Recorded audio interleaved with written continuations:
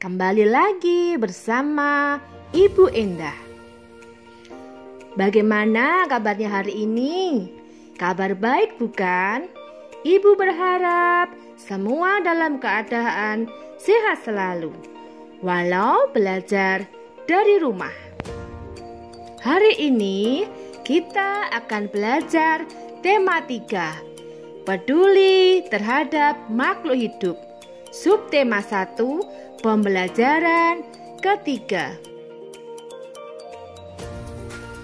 Lingkungan yang hijau berpengaruh terhadap kesehatan manusia. Hal ini salah satunya karena manusia menghirup oksigen yang dihasilkan oleh tumbuhan. Ayo kita bermain sambil berolahraga di lingkungan segar. Tumbuhan hijau membuat segar udara karena menghasilkan oksigen. Sekarang mari kita mengenali bagian-bagian tumbuhan. Bagian-bagian tumbuhan. 1.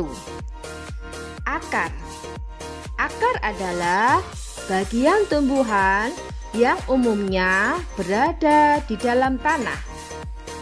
Untuk beberapa jenis tumbuhan, akar juga terdapat di atas tanah, bahkan menggantung. Akar berfungsi antara lain sebagai bagian yang mengokohkan tumbuhan.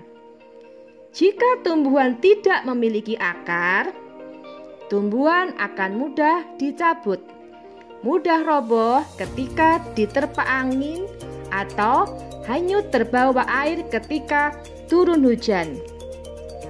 Zat-zat mineral dan air yang dibutuhkan untuk membuat makanan diserap oleh akar dari dalam tanah.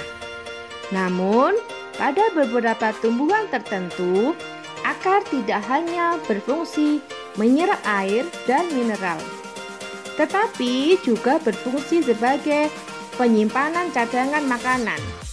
Misalnya pada beberapa tumbuhan umbi-umbian.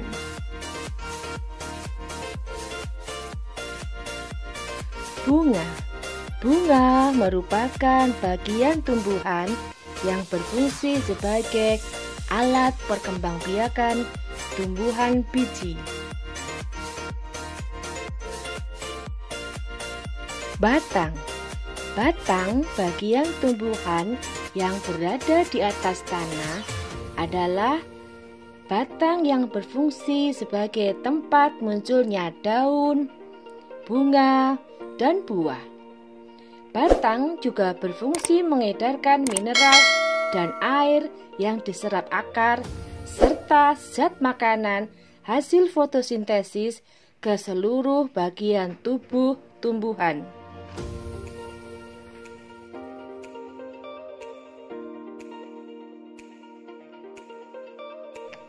Biji.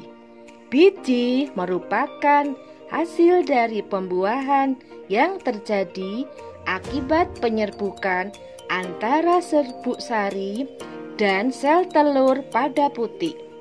Jika biji ditanam akan tumbuh menjadi tumbuhan baru.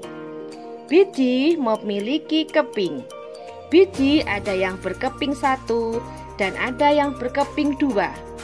Biji berkeping 1 disebut monokotil dan biji berkeping 2 disebut dikotil.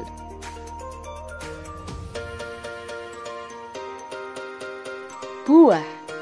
Buah merupakan bagian tumbuhan yang berfungsi melindungi biji serta cadangan makanan buat biji berkecambah.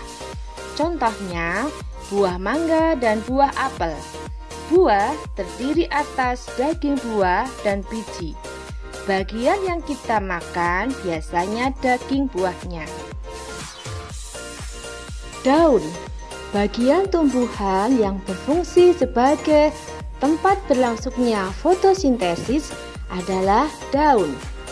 Daun banyak mengandung zat warna hijau yang disebut klorofil. Daun terdiri atas tangkai daun dan helai daun. Tahukah kamu bahwa beberapa dari bagian tumbuhan tersebut berfungsi untuk membuat tumbuhan tersebut tetap lestari dan seimbang di alam? Contoh bagian tumbuhan tersebut adalah biji. Biji merupakan cikal bakal bagi sebagian tumbuhan untuk terus bertahan sehingga terjaga kelestariannya.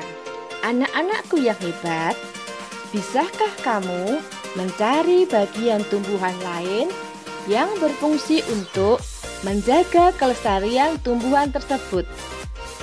Diskusikan secara berkelompok dan tuliskan hasilnya. Setiap tumbuhan memiliki bagian-bagian yang bermanfaat bagi makhluk hidup lain.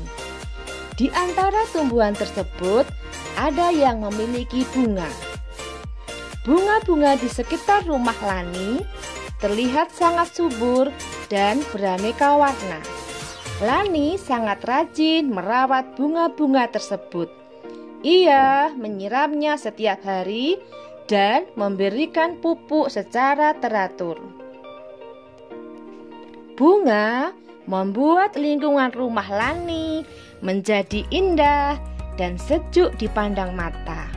Beberapa jenis bunga menghasilkan wangi, sehingga membuat harum udara di lingkungan rumah Lani. Anak-anak, setelah membaca teks di atas, jawablah pertanyaan berikut. 1. Apa kewajibanmu terhadap tumbuhan yang ada di sekitar? 2. Manfaat apa yang bisa kamu peroleh dari bunga? 3. Apabila tumbuhan berbunga wangi, apa yang sebaiknya kamu lakukan? Nah, mudah kan? Coba dikerjakan ya. Memelihara tumbuhan adalah bagian dari kegiatan menjaga keseimbangan dan pelestarian lingkungan. Sekarang, kamu akan menanam satu jenis tumbuhan, kemudian merawatnya dan mengamati setiap bagiannya. Ayo kita menanam tumbuhan dengan langkah berikut. 1. Pilihlah satu macam biji yang bisa kamu tanam. Misalnya tomat, kacang hijau, cabai, atau lainnya. 2. Siapkan tanah dalam pot kecil, kaleng bekas, atau lainnya. 3. Masukkan biji di tanah dalam pot kira-kira 3 cm. 4. Siram secukupnya. 5. Simpan tumbuhanmu di depan kelas. 6.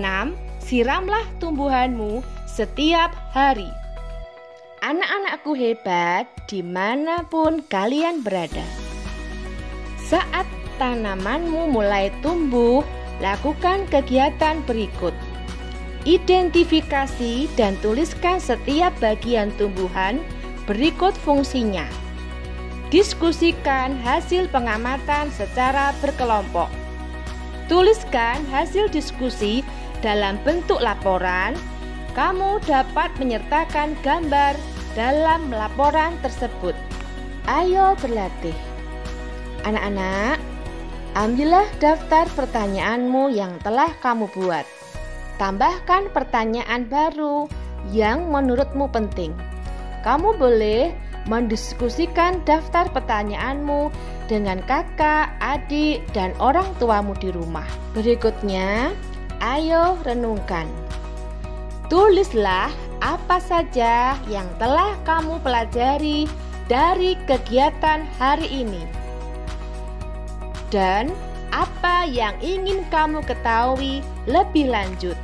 Anak-anakku yang hebat, sebelum pelajaran berakhir, Ibu berpesan tetap jaga kesehatan dengan makan teratur, istirahat yang cukup, dan juga jangan lupa selalu memakai masker ketika keluar rumah. Sekian dari saya, tunggu video selanjutnya. Wassalamualaikum warahmatullahi wabarakatuh.